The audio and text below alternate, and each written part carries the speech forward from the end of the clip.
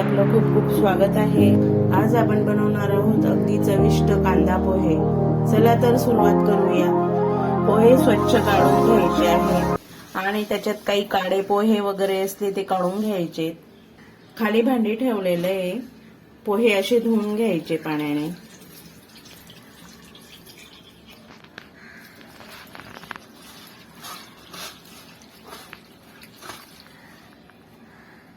चांगले असे स्वच्छ धुवून घ्यायचे।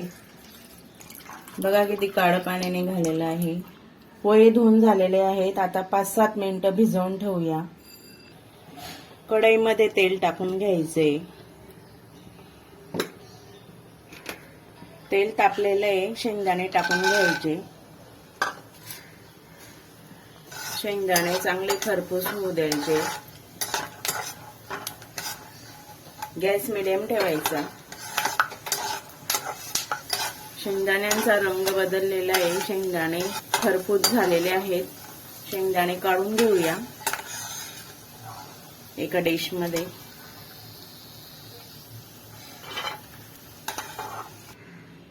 शेंगदाणे एका डिश मध्ये काढून घेतलेले आहेत। अर्धा चमचा मोहरी टाकून घ्यायची। मोहरी चांगली तडतडली की जिरं टाकून घ्यायचं, छोटा चमचा। हिरवी मिरची टाकून घ्यायची। साधारण 3-4 हिरव्या मिरच्या टाकलेल्या आहेत। कढीपत्ता टाकून घ्यायचा। कांदे टाकून घ्यायचे।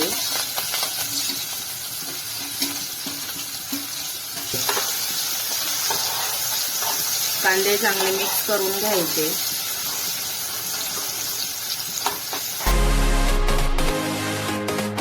कांद्यांना थोडंसं मीठ लावून घ्यायचं, म्हणजे ते अळणे लागणार नाही।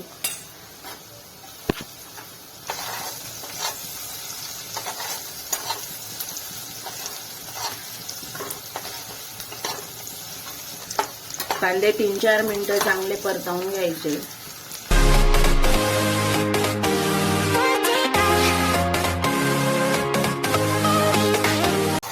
कांदे चांगले मऊ झालेले आहेत। पोहे चांगले मोकळे करून घ्यायचे।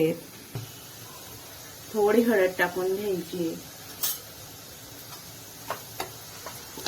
हळद मिक्स करून घ्यायची।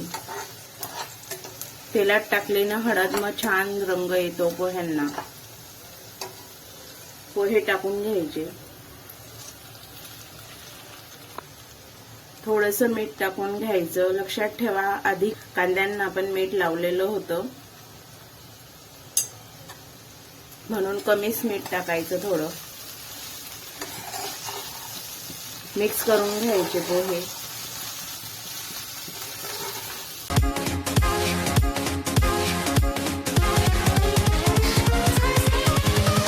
दोन मिनिटं पोहे चांगले परतवून घ्यायचे।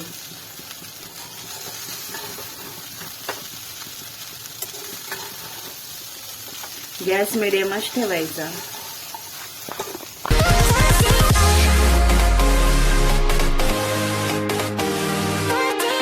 मऊ आणि लुसलुशीत पोहे होण्यासाठी 2 मिनिटं झाकून घ्यायचे आणि गॅस बंद करून घ्यायचा।